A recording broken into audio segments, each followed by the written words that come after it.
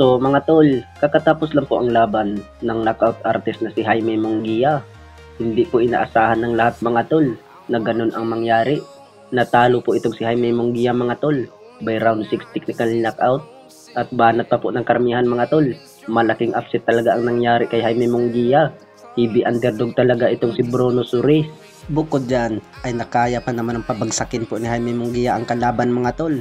Pero sa inasahan po ng lahat, doon talaga bumawi ang kalaban sa round 6. Tumama ang solid na right hook po ni Bruno Suarez mga tol. Tumama sa panga ni Jaime Munguia. Solid na solid talaga ang tumama po sa panga. Talagang hindi po nakabangon itong si Jaime Munguia mga tol. Hilong-hilo na po siya. At binilangan po ito sa referee. Hindi na kaya ni Jaime Munguia mga tol. Kaya itinigil na lang po sa referee ang laban. Nakuha ang panalo ni Bruno Suarez by round 6 technical knockout.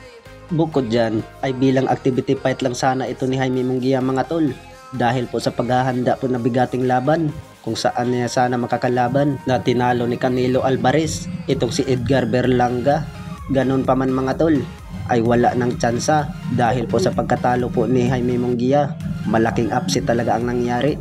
Sa kabilang banda naman mga tol ay magandang balita para sa ating mga Pinoy boxing fans, sapagkat ay kakatapos lang po ang laban sa ating pambatong WBC Featherweight World Champion Mark Magnifico Magsayo sa activity fight niya mga tol kontra sa pambato ng Ecuador na si Brian Mercado.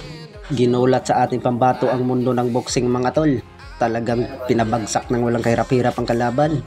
Hindi kinaya po ang lakas ni Mark Magnifico Magsayo. Nakuha ang panalo ni Mark Magnifico Magsayo mga tol by round 2 technical knockout. Magandang hakbang na to para sa ating pambato. Maganda sana na makalaban na sa world title. Ang makakalaban sana ito ni Mark Magnifico Magsayo mga tol.